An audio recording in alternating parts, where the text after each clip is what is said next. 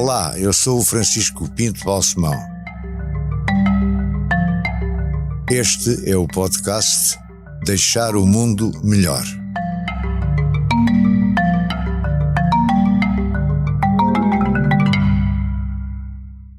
Chamanel, diga-me uma coisa, como é que foi parar à Faculdade de Direito de Lisboa, tendo uma família de origem nortenha e até brasileira, de certa maneira, não é? Através do seu pai.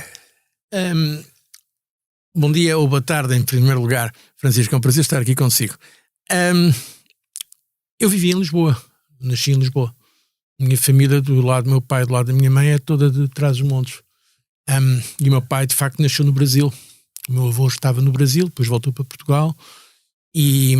Mas, portanto, fiz o Liceu Camões, depois fiz uma Foi parte do Liceu de Almada. Fui bom aluno. Quer dizer, fui bom aluno, sobretudo nos últimos anos, na parte...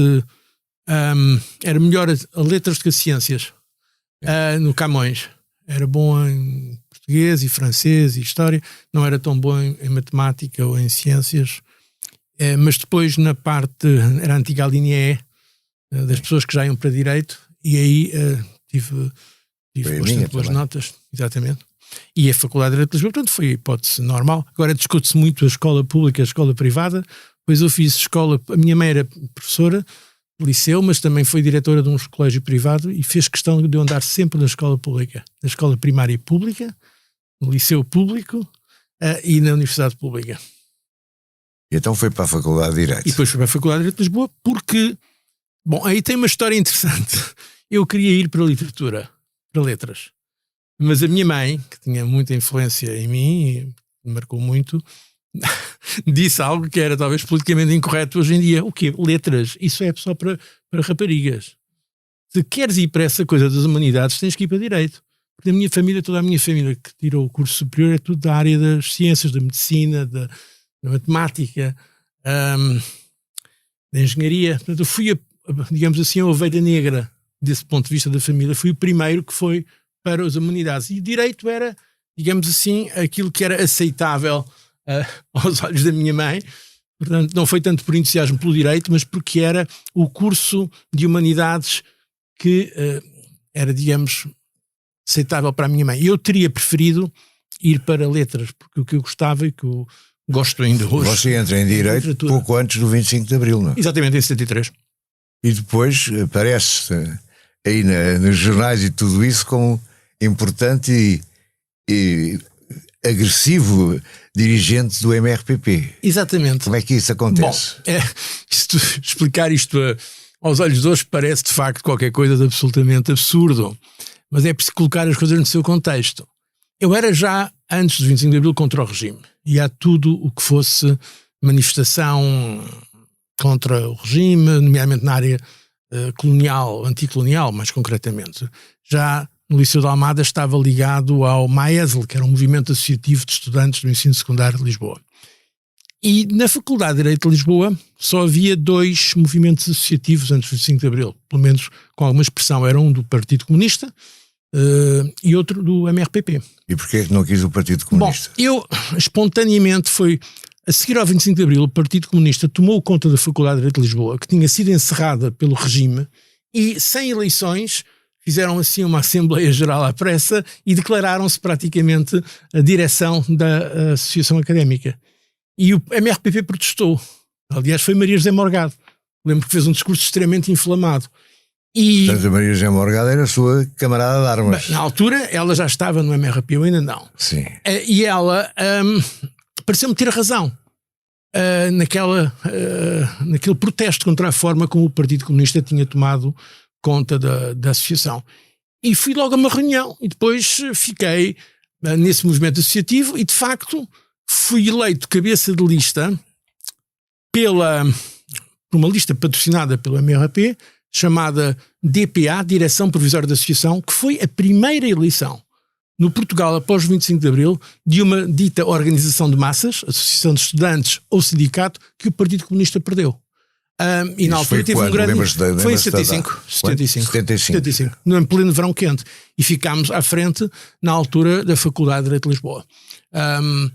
É uma coisa que hoje em dia custa imaginar, porque é uma posição completamente radical, Mas na realidade, na altura, era uma escola de política extraordinária, como sabe, Francisco. Hoje, aliás, aqui no Expresso tem muita gente que vem da extrema-esquerda e que estão hoje no PS, no PSD, ou que são independentes.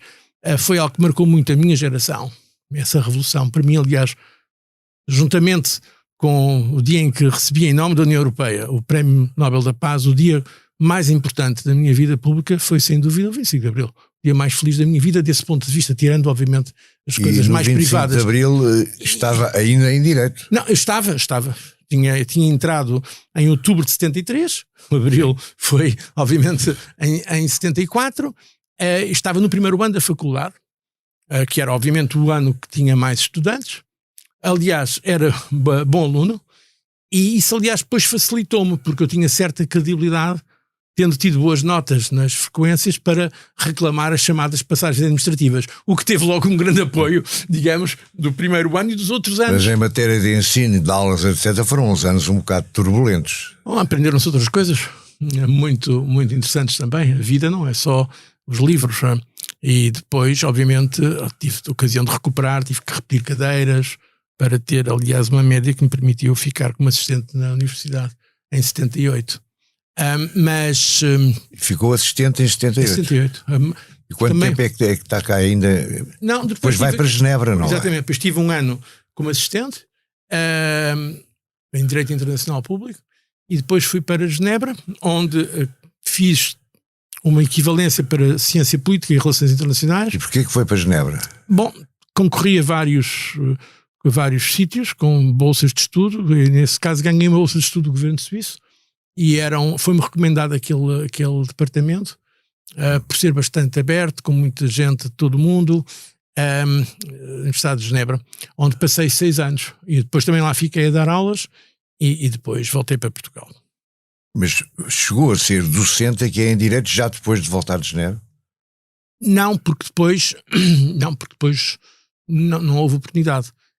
Deram uma equivalência ao mestrado feito lá em Genebra, mas depois o que aconteceu foi que, com uma bolsa também do governo suíço, mas fui para os Estados Unidos acabar o doutoramento, mas foi em 85 quando fui chamado para apoiar o PSD nas eleições de 85 e depois fui convidado para o primeiro governo de Cavaco Silva, e que me disse na altura que seria pouco tempo, porque nós não tínhamos maioria. E é verdade que esse governo durou pouco tempo, pouco mais de ano e meio, mas depois fiquei no governo 10 anos, porque foram as duas maiorias absolutas.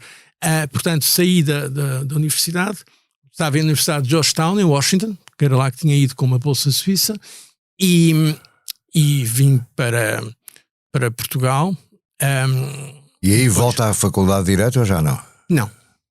Então vem fazer o quê? Bem, venho para o governo. Para o governo, vem diretamente para o governo. Entrei com 29 anos para o governo como secretário de Estado da Administração Interna. E depois passei para secretário de Estado dos Negócios Estrangeiros, Eurico de Melo.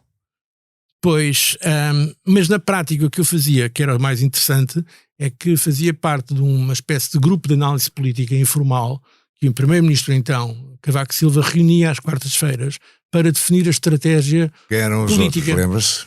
Era Fernando Nogueira, Dias Loureiro, Santana Lopes, às vezes Marcos Mendes, era mais ou menos este grupo. Havia às vezes uma pequena geometria variável, mas era este o grupo. Portanto, isso era o brain trust do governo. Era a parte, digamos, de aconselhamento político e estratégico, e era isso que eu gostava mais de fazer do que propriamente a administração interna, embora depois o primeiro-ministro então convidou-me para, no segundo governo, já com maioria absoluta, para secretário de Estado dos Negócios Estrangeiros e Cooperação, que foi para mim um convite muito interessante, porque eu nunca tinha estado em África, era essencialmente para a África, e foram, depois desse ponto de vista, talvez dos anos mais interessantes da minha vida, porque foi quando me dediquei quase a tempo inteiro à África, nomeadamente a Angola, na mediação do processo de paz de Bicesse. Estamos a falar de que anos? Eu estive como secretário de Estado dos Negócios Estrangeiros de 87 a 92. E de 92 aí aqueles acordos de Bicesse. Exatamente, em que fui o mediador.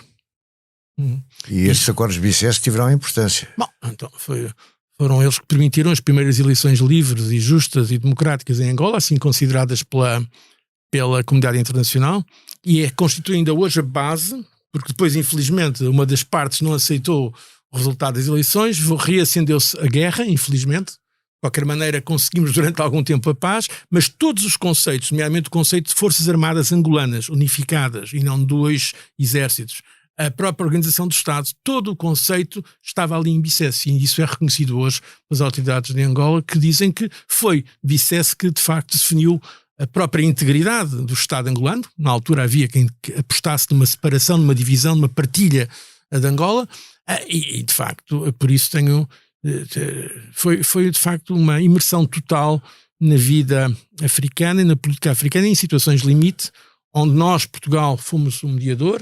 Numa certa altura chamámos como observadores, precisamente porque era importante dar maior solidez internacional, chamámos como observadores os Estados Unidos e a União Soviética, porque ainda era a União Soviética, nos tempos finais da União Soviética, estamos a falar de 91. Os acordos ditos de Bicesse foram assinados aqui em Lisboa no dia 31 de maio de 1991. Nesse período, até este período da sua vida que estamos aqui a observar, já tinha feito algumas coisas para deixar o mundo melhor. É, como sabe, o tema central deste podcast. Bom, eu acho que um contributo que dei, entre outras pessoas que deram também muitos contributos nessa área, foi precisamente para a paz de Angola. E também para Moçambique. E Portugal teve um papel muito importante, embora menos conhecido, porque as autoridades moçambicanas preferiam que nós fôssemos mais discretos, mas nós fomos observadores no processo de paz de Moçambique. E eu acompanhei muito isso. Na altura, é difícil imaginar isso, mas na altura nunca tinha havido sequer uma reunião entre Portugal e os 5 países africanos de língua oficial portuguesa. E as reuniões eram os 5, era assim que se chamavam. E fui eu que lancei a ideia de 5 mais 1. Pela primeira vez, a nível de Secretário de Estado, de Ministros, reunimos os 5 países. Foi a primeira reunião dessas 5 mais 1, foi quando, mais ou menos? Foi à margem de uma reunião do SADCC, agora não me lembro, tenho que ver os meus apontamentos, não me lembro se foi em Lusaka, se foi na capital da Tanzânia, agora Dar es Salaam, não me lembro onde é que foi exatamente, mas foi no final dos anos 80. Havia grandes reticências do lado deles, porque queriam a sua cumplicidade, solidariedade de países anticolonialistas, mas depois começou a fazer-se naturalmente, aliás, com a ideia também de discutirmos a questão de Timor-Leste, outra questão em que eu acho que dei um contributo, porque fui eu, como nessa altura já como Ministro dos Negócios Estrangeiros, que estive nas primeiras rondas com o Ministro Ali Alatas, que sob a mediação do Secretário-Geral das Nações Unidas, na altura Boutros Ghali. Foi aí que ele disse aquela célebre frase, que aliás viria a ser o título de um livro de memórias dele, Uma Pedra no Sapato, a dizer que Timor para a Indonésia não passava de uma pedra no sapato, e eu lhe respondi que, cuidado, que uma pedra no sapato faz ferida, sangra e até pode provocar a morte. E a verdade é que ele depois reconheceu isso, e a verdade é que se aceitou, a Indonésia viria a aceitar a realização do referendo que permitiu que Timor-Leste fosse o primeiro país independente do século XXI. Aliás, aí já como primeiro-ministro estive no momento, foi em 2002, portanto faz agora 20 anos, em maio, estive a acompanhar o Presidente da República de Timor-Leste no momento em que Timor-Leste viu içar a sua bandeira pela primeira vez como nação independente nas Nações Unidas, em Nova Iorque. Isto são das coisas, visto que estamos a falar daquilo em que talvez eu tenha contribuído para o tal mundo melhor, são das coisas que mais me orgulho, talvez, foi Angola, processo de paz, mediação, também a intervenção em Moçambique, a favor da paz, o avanço nas relações com os países lusófonos que viria a permitir, aliás, lançámos nós a ideia da Comunidade dos Países de Língua Portuguesa, criada já em 1996, e depois a intervenção no processo de Timor. Porque Timor-Leste mostra uma coisa muito importante. Nem sempre os cínicos têm razão. Lembro muitas vezes de nos dizerem, os nossos parceiros europeus, mesmo na Igreja Católica nos disseram, que era irrealista lutar pela independência de Timor-Leste. O máximo que se podia conseguir era uma autonomia regional, ou linguística, ou religiosa. Mas a verdade é que, por exemplo, o Papa João Paulo II, que lá foi, eu tive vários encontros com ele, precisamente por causa de Timor-Leste, acreditava também nessa independência. E a visita dele teve muita importância. E portanto, a chamada realpolitik, às vezes, não tem razão. É possível alterar se houver persistência e se acreditarmos numa causa, e obviamente se criarem condições para tal, é possível alterar aquilo que é, digamos assim, a ditadura do realismo em política, mesmo quando estamos a falar de política de grande escala, com grandes potências. Mas entretanto, e voltando um pouco atrás, você foi se envolvendo cada vez mais na política interna, não apenas a nível do governo, mas também a nível do Partido Social Democrata, do PSD. Sim, eu aderi ao PSD emocionalmente na noite, quer dizer, mal soube da morte de Sá Carneiro, eu estava em Genebra, na altura, e vim aqui ao funeral dele e aderi nesse dia, pedi adesão nesse dia, portanto, 5 de dezembro de 1980, porque me identificava muito com aquilo que Sá Carneiro significava para o país, de modernização, de vontade de levar o país para a frente num sentido europeu. Identificava muito com isso, embora não estivesse filiado, já há muito tempo que colaborava em algumas coisas com o PSD. E porque a tal minha passagem pela extrema-esquerda foi entre os meus 18 e 20 anos. Saí em 76.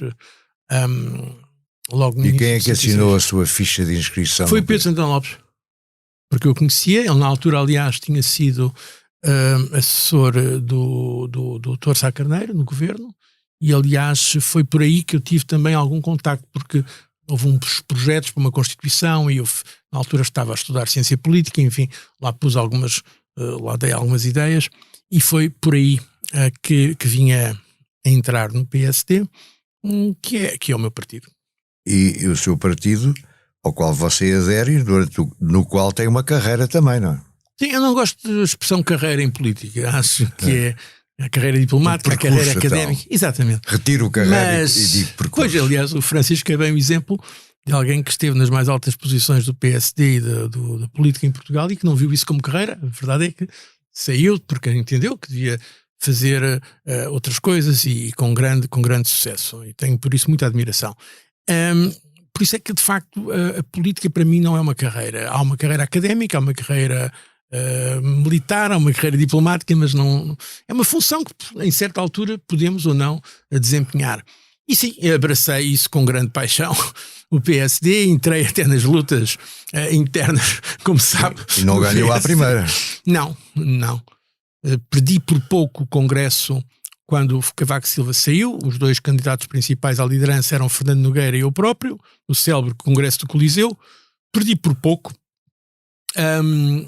Oficialmente 33 votos, depois até verificámos que eram só 13 votos, mas enfim, não tem interesse. Sim. Porque quando eu vim a ser eleito fomos abrir as urnas desse voto e descobrimos que afinal tinha havido um erro na contagem, mas não interessa, perdi por pouco, mas ficou logo marcado de certa forma uma disponibilidade para a função de líder do partido. E depois... Portanto, há uma primeira tentativa em 95, se não estou em erro. Sim. E depois é eleito líder do PSD em 99, não é verdade? Mas aí foi por quando Marcelo Rebelo de Sousa põe fim à sua liderança no PSD, por causa da ruptura que teve com Paulo Portas, e então eu estava na altura nos Estados Unidos e o partido quase unanimemente me deu a liderança. Estávamos a poucos meses das eleições, que viriam a ser ganhas pelo primeiro-ministro, pelo António Guterres. Mas quando ficou à beira, mas sem a maioria absoluta, quando eu disse a célebre frase que sei que vou ser primeiro-ministro, mas não sei quando, porque a jornalista, salvo erro da SIC, Margarida Marante, que já não está entre nós, mas de forma um bocadinho provocatória, me diz: mas o senhor acha mesmo que vai ser primeiro-ministro?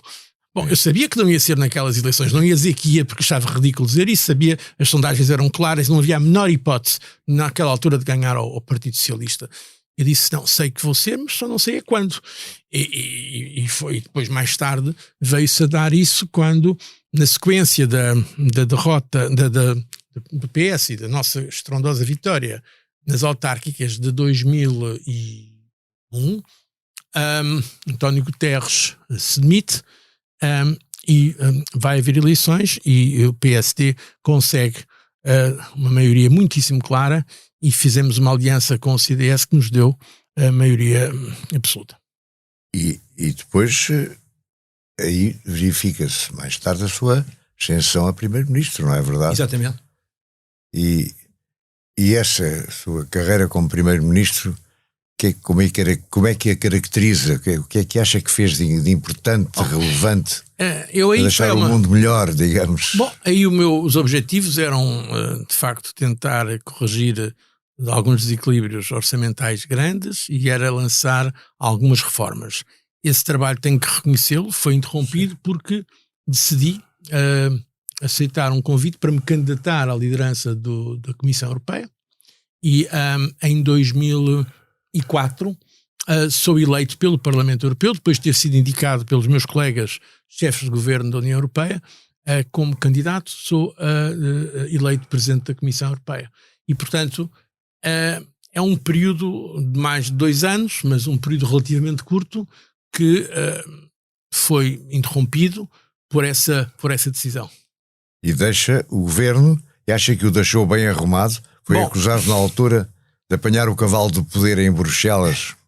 Pois, mas isso é algo, confesso, que é uma crítica que eu não aceito. E acho que o Francisco conhece bem o mundo, sabe o significado que teve para Portugal termos pela primeira vez um português naquela posição. É verdade.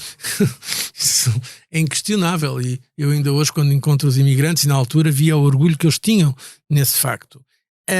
Até hoje, aliás, se reparar, nunca houve um presidente da Comissão de chamada periferia, além do próprio.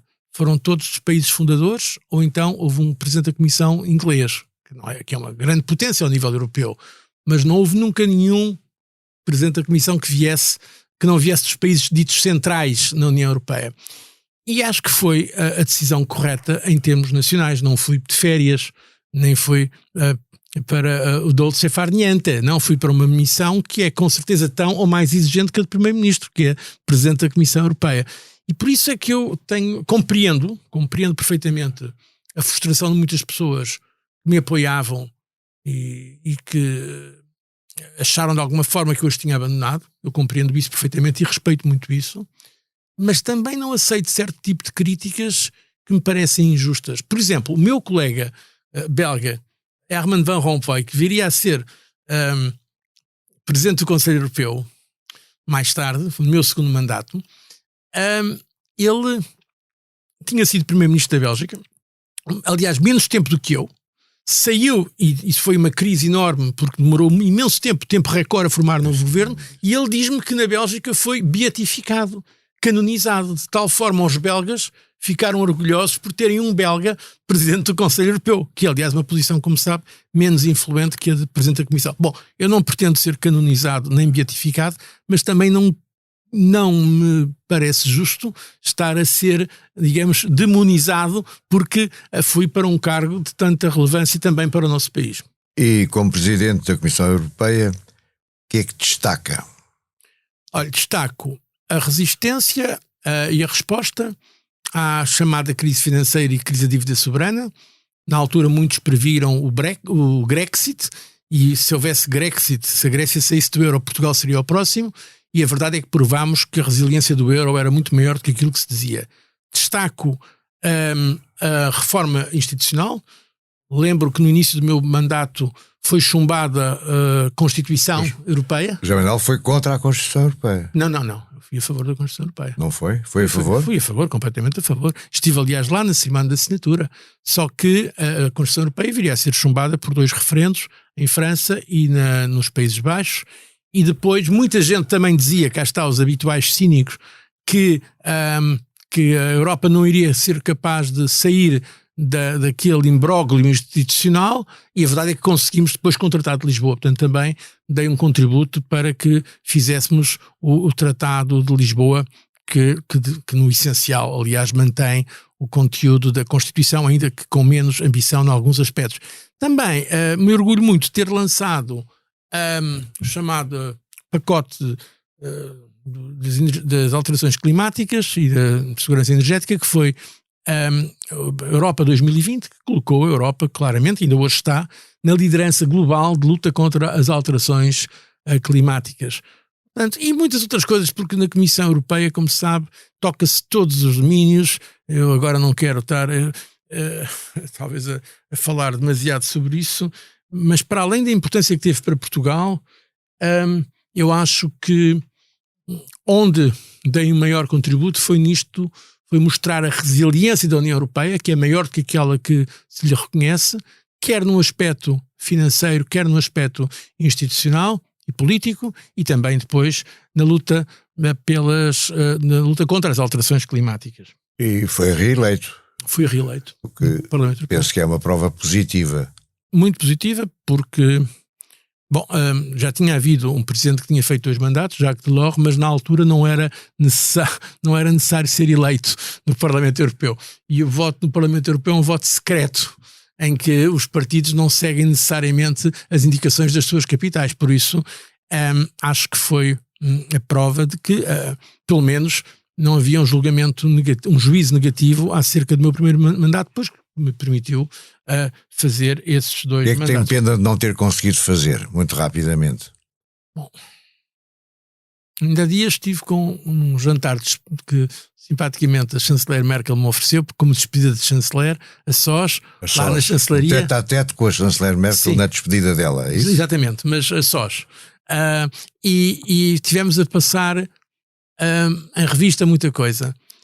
E aquilo que eu tenho pena foi não ter sido aceito quando nós queríamos aquilo que viria a ser aceito agora, nomeadamente por Angela Merkel, que foi a mutualização da dívida. Ou seja, na altura ela disse: só por cima do meu cadáver é que aceitaria os chamados eurobonds que nós queríamos, Comissão Europeia, para acabar com os ataques ao euro, nomeadamente aos países mais vulneráveis.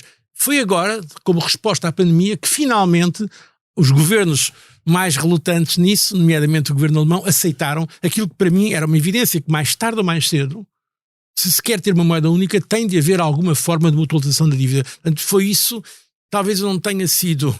eu devo dizer que tentei, mas a verdade é que a Comissão propõe, mas no final quem dispõe são os governos, não é a Comissão que decide tudo. A Comissão é federalista. Acha que esta lei da unanimidade ainda tem razão de ser? A Europa pode avançar assim? Eu gostaria que fosse mais além no processo de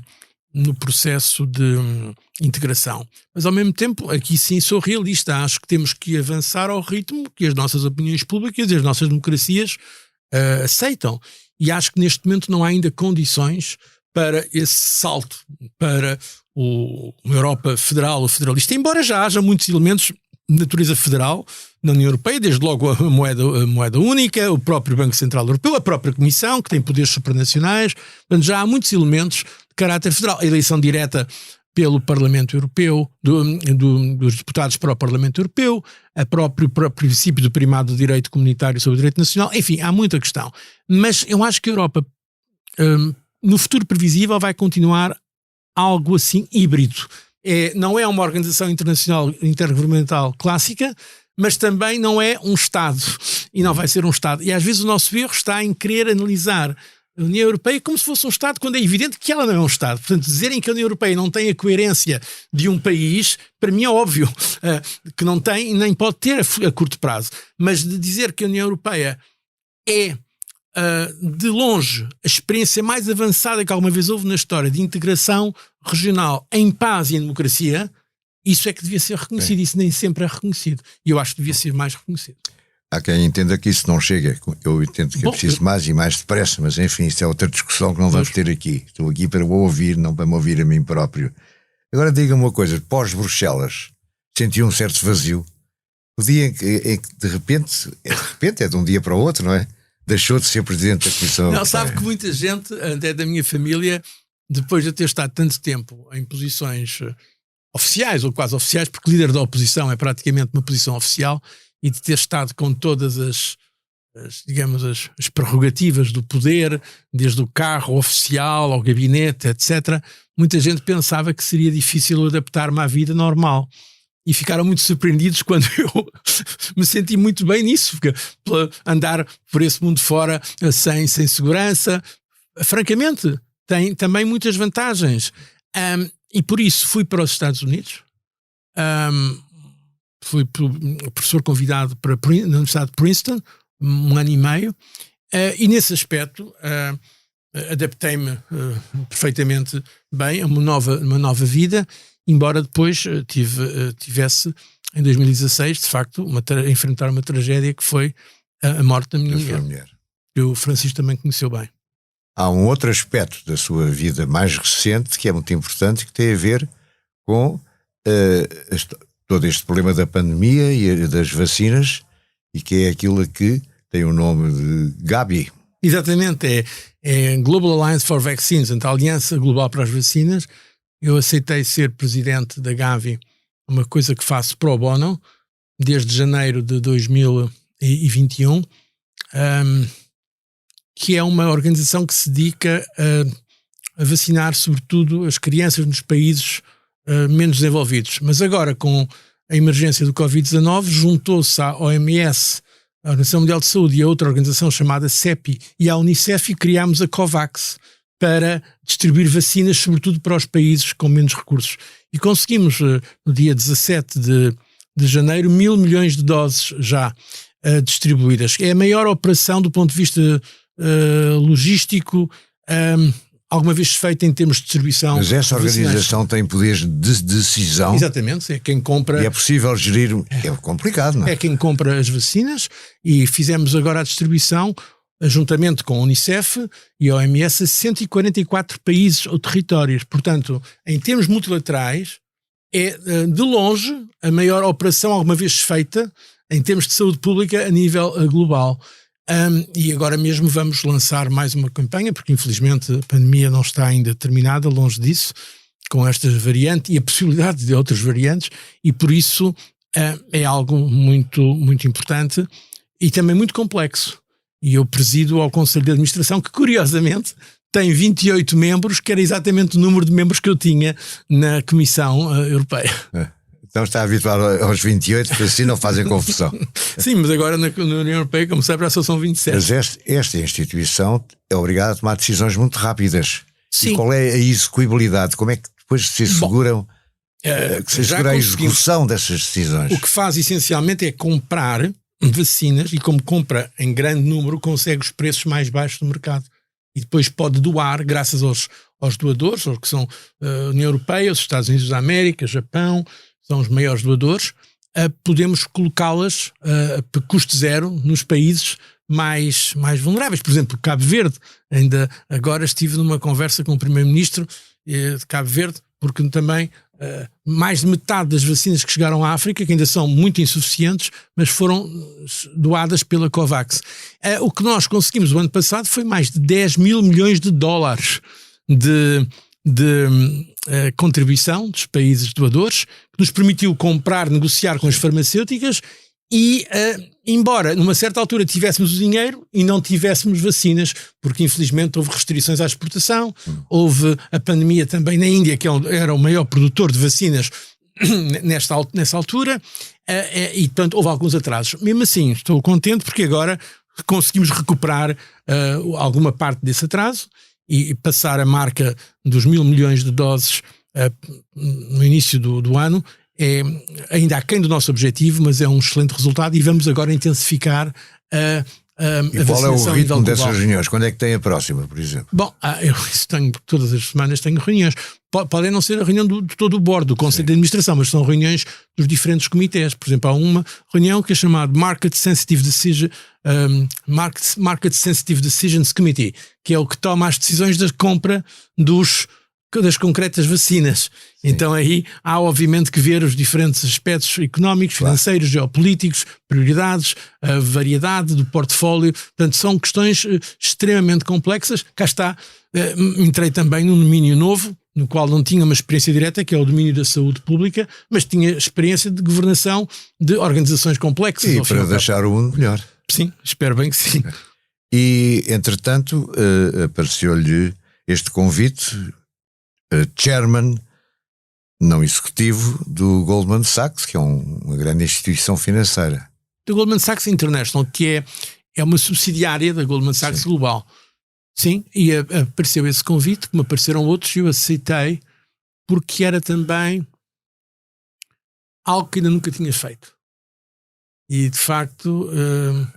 E achava que estava preparado para fazer? Fui-me preparando. Francamente, na primeira vez que cheguei lá, quase que não percebia praticamente o que eles diziam, porque eu sabia alguma coisa e sei de finanças públicas, mas não sabia de corporate finance, que é tem uma linguagem própria, como todas as profissões. Muito complexa. Não é só complicada, é também complexa. E foi isso precisamente que me atraiu. Foi um mundo que eu não conhecia de todo, o mundo... digamos, do setor privado àquele nível global, mas também como chairman, o que eu faço não é propriamente nada de técnico no domínio das finanças, é para além de presidir as reuniões, isso acho que sei fazer, com a experiência que tenho, mas foi também mais na parte estratégica da leitura geopolítica do mundo. É aí que dou o meu contributo e acho que é uma experiência de facto muito interessante. E por isso... Eu sei que isto pode parecer até às vezes um pouco contraditório, mas ao fim e ao cabo o que eu gosto mesmo é de viver e de ter várias experiências, não? Da experiência política, a experiência académica, a experiência também à frente de uma instituição financeira, embora, na realidade, aquilo que eu gosto mais não é nada disto. Aquilo que eu gosto mais é aquilo que era o meu sonho de criança e que ainda não foi feito, que é a leitura, a literatura, a arte, a cultura. Que a sua mãe não deixou fazer. É isso que é bom. Não quero agora aqui fazer psicanálise com o Francisco, nem o Francisco se considera que é, mas a verdade é esta, é que aquilo que nos marca mais são os desejos de infância. E ou seja, poder dedicar-me a sério à arte, à cultura, à literatura, ao teatro, à música, é aí que de facto está a minha paixão. Muito mais do que na política e com certeza muito mais do que na economia ou nas finanças. E o que é que vai fazer para conseguir... Vamos ver. Orientar-se por esse caminho? Vamos ver. Não, a sua maneira de ser. Não sei. Eu muita coisa tenho feito, mas para mim próprio. Ou seja, eu tenho conseguido. Uma das vantagens das funções que exerci foi poder viajar muito. Portanto, conheço o mundo. Já estive em 125 países. E isso não vou a lado nenhum sem ter a oportunidade procuro sempre ter a oportunidade de visitar os museus, de ir a um concerto, a uma ópera, que gosto imenso de ópera, e portanto, desse ponto de vista, em termos de satisfação pessoal e de leitura, tenho feito e procuro continuar a fazer o melhor que posso. Deixar o mundo melhor tem o patrocínio da Hyundai. Juntos avançamos para uma mobilidade mais sustentável.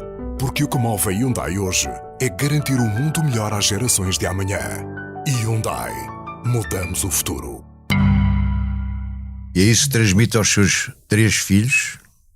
Sim, aos meus 3 filhos. Dando-lhes a liberdade de eles serem eles próprios, claro. Sim. Olha, quando se fala naquilo que fez para deixar o mundo melhor, sabe que quando nós chegamos a esta idade, já muito mais importante que o poder ou a política, de facto, é a família e os meus amigos.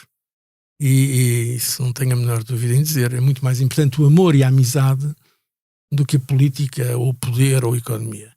E é por isso aquilo que já deixei muito melhor foi ter deixado cá 3 pessoas extraordinárias, que são o Luís, o Guilherme e o Francisco, os meus 2 netos já, o Manuel e o José, e estou à espera agora de uma neta para junho. Já se sabe que é rapariga? Sim, já sabe que é rapariga. Acho que não há melhor maneira de acabarmos esta nossa conversa. Sem dúvida. Parabéns. Muito obrigado. Deixar o Mundo Melhor é um podcast de Francisco Pinto Balsemão com música original de Luís Tinoco. A sonoplastia de Joana Beleza e João Luís Amorim. O vídeo e a edição de José Seduvim Pinto, Carlos Paes e Ruben Tiago Pereira. Transcrição de Joana Henriques e apoio à edição de Manuela Goxa Soares. Imagem gráfica de Marco Grieco. Produção de Margarida Gil.